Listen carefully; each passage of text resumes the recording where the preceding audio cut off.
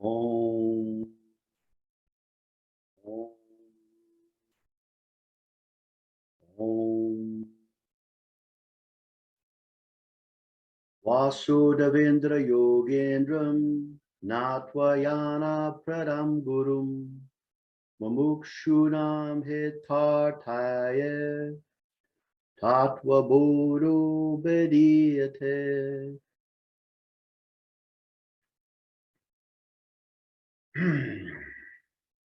Tattva Bodha. Tattva Bodha means knowledge of reality.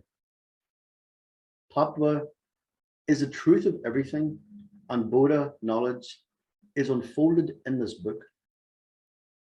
So this book is a knowledge of the truth of everything. It's quite a small text that is concerned with the definitions in Vedanta. This is why Puja Swamiji, Swami Dayananda, taught it first. And from this point onwards, I'm going to refer to Swami Dayananda as Puja Swamiji for the tradition in our lineage, in the Arsha Sampradaya. Traditionally, this isn't the text to be used. But Puja Swamiji thought it would be useful when he was to teach a certain Swami some important points many years ago, and in a very short space of time. Since that time, Puja Swamiji has taught this book first in every course, and it seems to work well.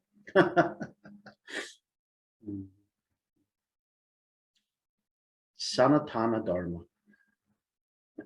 Sanatana Dharma is the correct name for Hinduism.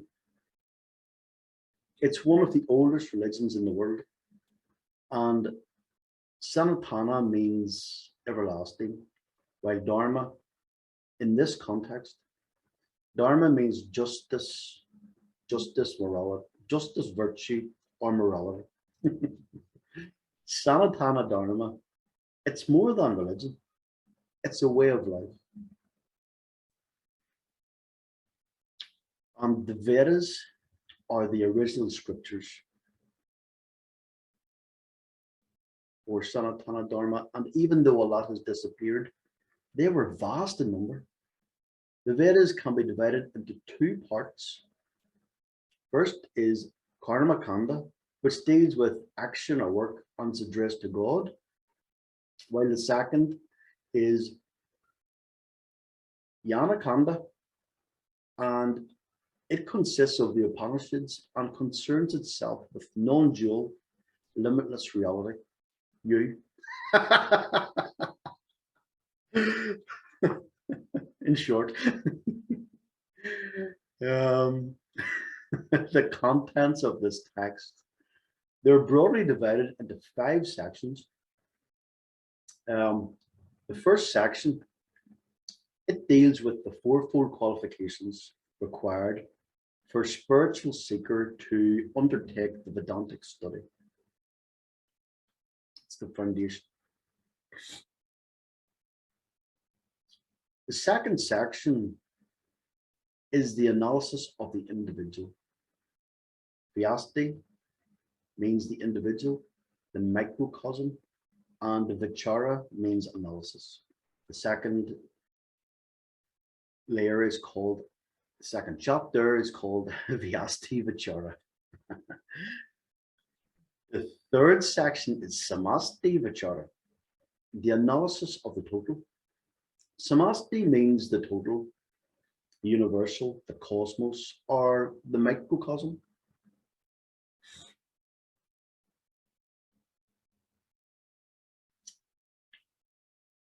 The fourth section is called Ekya Vichara, the analysis of the essential oneness of the individual.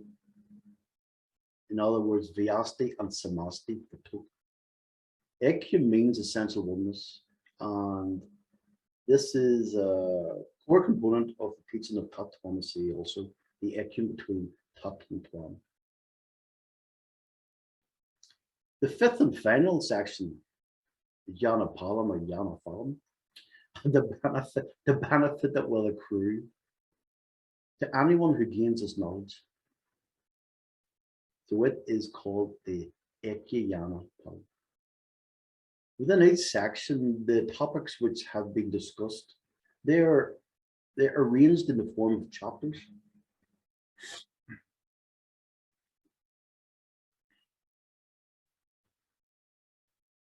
If the student studies Tattva Bodha in the beginning, then in all other studies of Vedanta, they will be extremely well. The first source of Vedanta is called the Vedas, or Shruti. And this is discovered, or this was discovered by the ancient rishis. The Vedas were directly revealed to the rishis by Ishvara, God, when they were in deep meditation. So the rishis didn't compose the Vedas. The Vedas were revealed to them. Veda means true knowledge.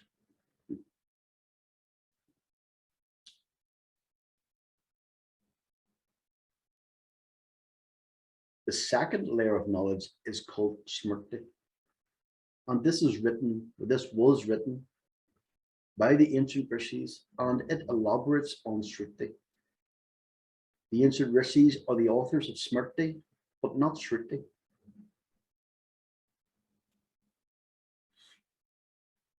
The third layer is called Sutra. And this is also written by rishis. Of all sutras, Brahma Sutra, it's the most important. These writings give logical support to Shruti and Smrti, reinforcing teachings.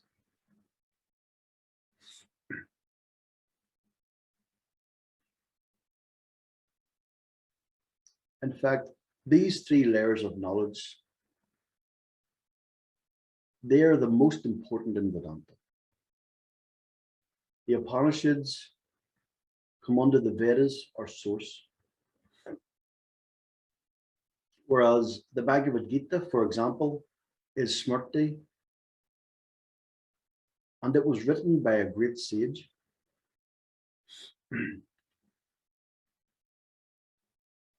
There is a fourth layer, and that is called prakranam. Prakranams are written by various teachers in our parampara lineage or tradition. And generally, an in-depth study of Vedanta, it will start with prakranams as opposed to going straight into the sources, which may surprise some of you, I know.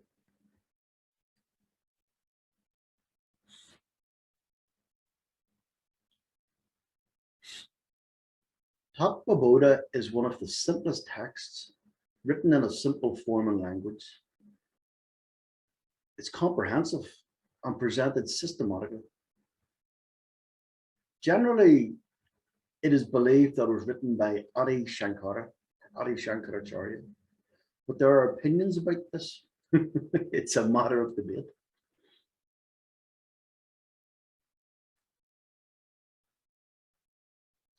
There are two objectives in studying Tattva Bodha. The first is to gain knowledge systematically. The second objective is the introduction of technical terms, also in a systematic manner. In understanding the technical terms, you will be able to learn more effectively, as the teachings are much easier to understand.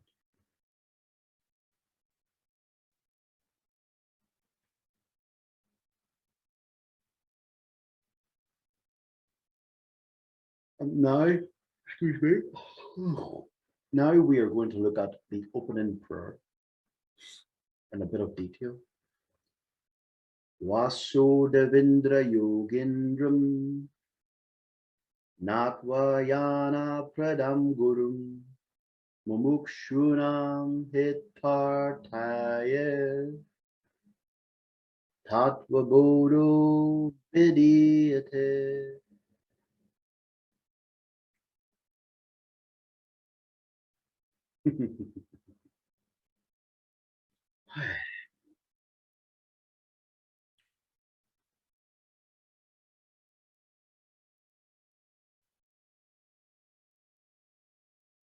Natva, Natva.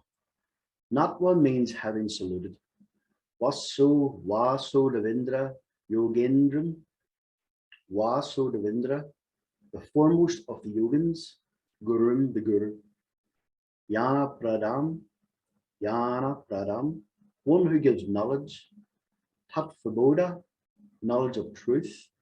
Mukshunam, one of those desirous of liberation, moksha, freedom from suffering. Hitpartaya, for the benefit, abadiyate, is presented.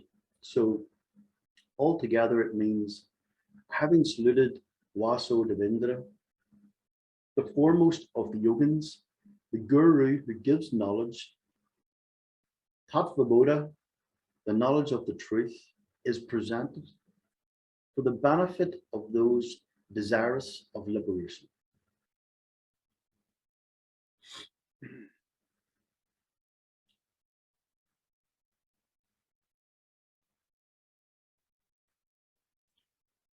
Like every other book, Tattva Bodha also opens with a prayer.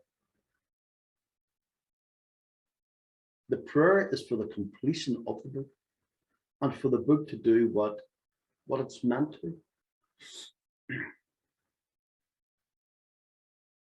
This author's prayer, I think, was good because so many people have been reading it. It is written for those who are being initiated into the Vedanta Shastra. And for them, let this book be useful. So for the successful completion of the book and also to reach the hands of the right people, the author makes this prayer when he writes this book.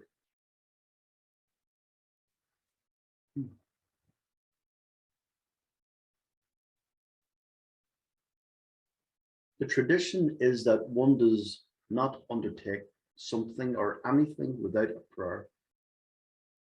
And this is because there are many obstacles. The human being has limited knowledge and limited power, as well as limited skill. And therefore, there can be many challenges. The person may start something, but they may not even survive to complete it. For example. So with limited knowledge and limited power, the person does not know whether this work is going to serve its purpose. So that's why there is a prayer before one undertakes this, or before a person undertakes anything. In this way, a person's whole life becomes prayerful.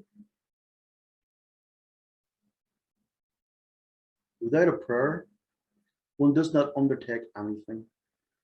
And the person also takes the result of the undertaking with a prayer.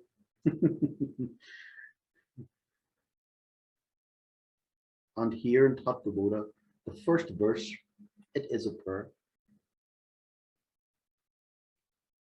He prays here, the author prays here, offering his salutations to his own guru, his own teacher, and through the guru to Ishvara, God. The guru tells, you are the whole, Tattvamasi.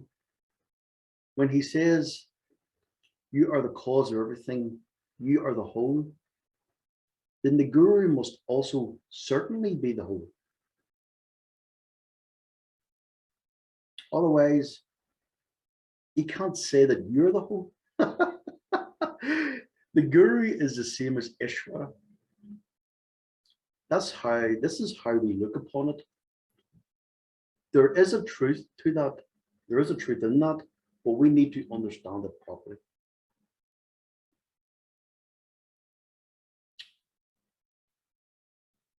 The verb in this verse is abadiyate, undertaken, presented. What is abadiyate? Well, in this book, the knowledge of Tattva is presented.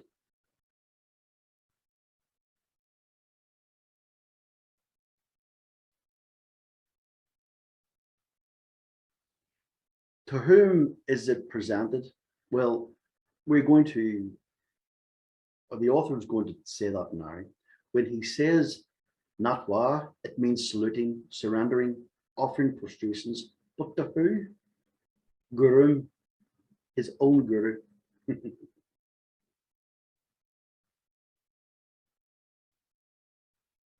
Yana Pradam Gurum.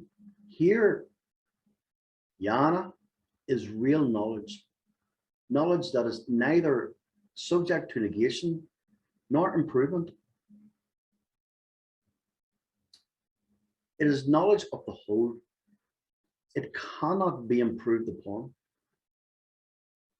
It cannot be negated either, because it is Tattva.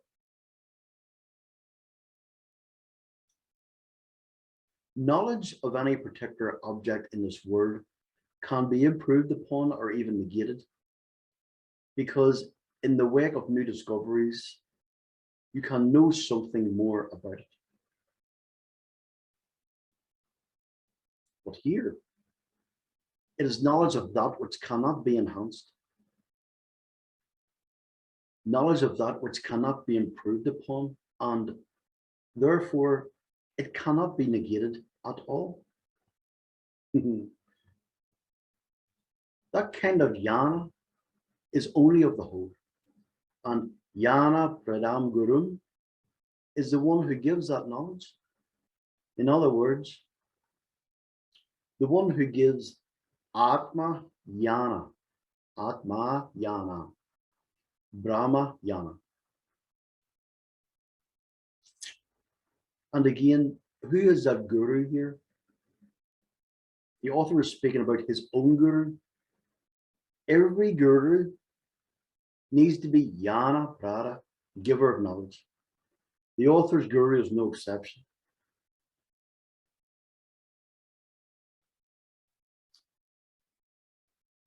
And who is he? Who's the author's guru? Vasudevendra Yogendram, or Vasudevendra Yogendra. His name is Vasudevendra Saraswati. Vasudeva Indra Saraswati. Vasudeva Indra Saraswati. It is clear that he belonged to the Kanchi Math, where all the Swamis are called Indra Saraswati, like Jayendra Saraswati, Vijayendra Saraswati.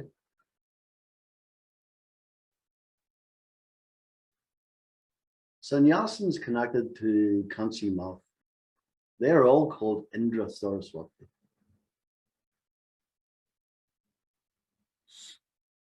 Vasu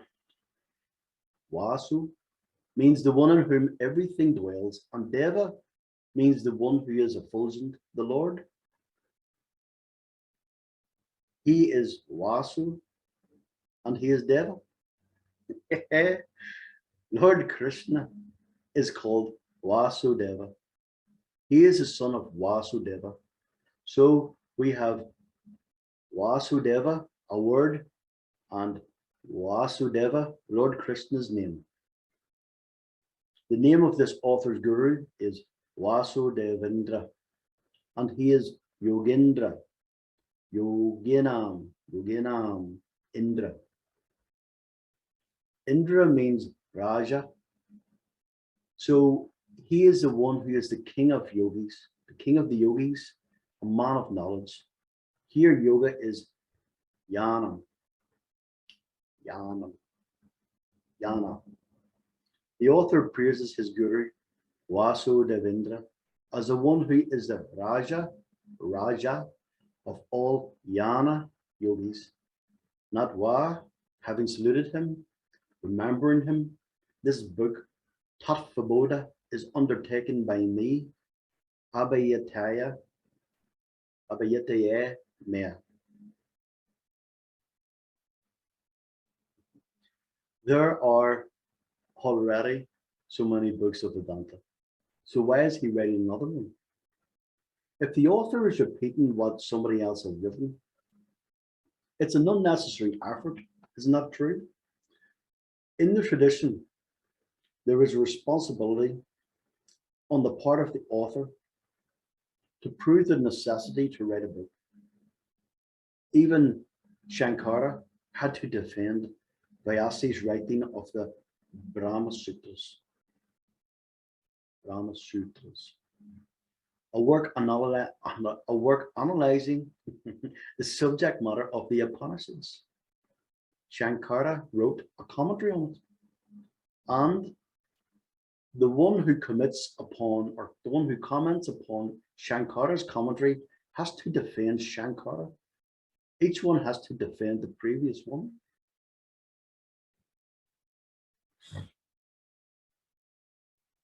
He says, Mumukshunam hitartaya. Mumukshu is a desiderative word. In Sanskrit, we have a single word derived directly from the verbal root, which reveals the type of desire that you want to accomplish. If you want moksha, you're called a mumukshu. Muktam ichu. One who has a desire to be free. So a mumukshu is one who wants to be free from samsara, a life of becoming. We study Vedanta for moksha. Vedanta is not merely for the study of Sanskrit, even though Sanskrit is a part of the program. We're actually not studying Vedanta to study Sanskrit. We're studying Sanskrit to understand Vedanta. It is not for intellectual knowledge. Getting the theory first and later practicing it. There's no such thing in Vedanta. It's not what we do. The study of Vedanta is study of the moksha shastra. Hence, this work is for the benefit of the tartaya, of those people who have the greatest desire for moksha, mumukshunam. Artha means purpose. Artaya means for the purpose. Ita means good.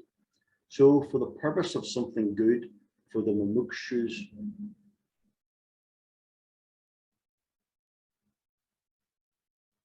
But what is hita and hitartaya? Very simply, when it is really cold in the morning, say it's really cold in the morning, okay, which it is at the moment here in Ireland. So it's really cold in the morning and you have a hot water bath, it is hita. If it is very cold and you pour cold water on your head, it's not hita, it is ahita. A is prefixed in the word. So if the food that you eat is good for your health, good for digestion, and also tasty, it is hita. So now you can understand what is hita.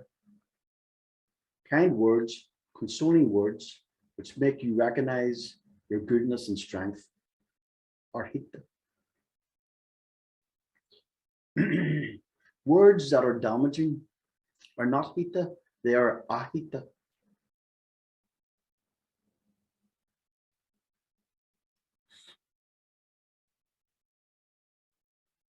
Before entering into the portals of the Upanishads, the source books of this knowledge, or indeed any other analytical books, let us just present something that allows the mumukshus to get a sense of the subject matter without being intimidated by language, by logic, analysis, and so on.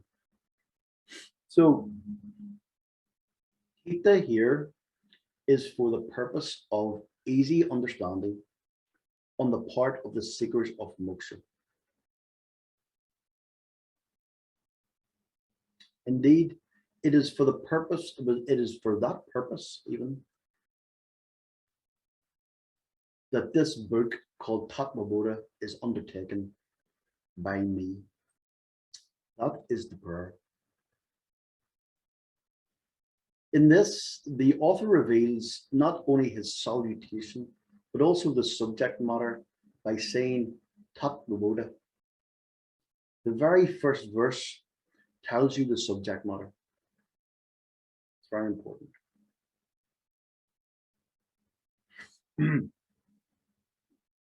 Beautiful, in fact. The author also tells who is the adhikaran for this. By saying to whom it is addressed, he makes it clear that the subject matter is self-knowledge. Tattva Bodha can be taken to be knowledge of any tattva, including the Sankhya tattva.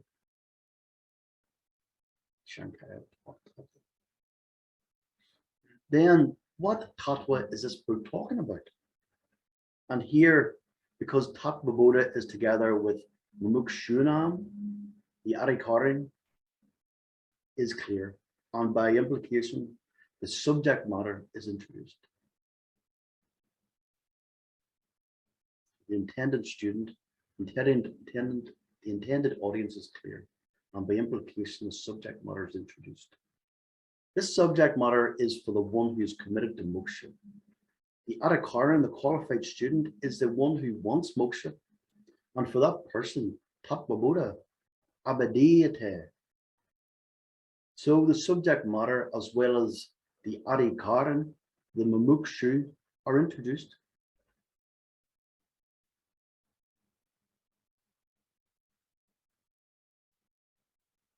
Perhaps, sir, you have an objection. You may ask, if I'm interested in moksha, why should I study Tattva Bodha? Tattva Bodha is the knowledge of the tattva, which is yourself. It is moksha. And by the study of Tattva Bodha, you get the result, moksha, enlightenment. That is the Tattva Bodha I'm interested in. But then, why should I study a book? It's a good question. And the answer is because the book is meant for Tattva Bodha. It is called Tattva Bodha. One is the revealer, the other is revealed. And it is exactly what you have in the Upanishads. When you study the Upanishads, these are the 4 things you need to know. Very, very important. Number 1, the eligible student, adhikaran, qualified student. The result, number 2, the result, phala. Number 3, topic, visaya, and the connection, sambandha. They are the same here in Tattva Bodha. This book being a simple, very uncomplicated presentation of the subject matter of the Upanishads. The eligible student, the adhikaran, is the same. Yet the author is going to explain here who is the adhikaran, the mumukshu, and we will take that up in the next class.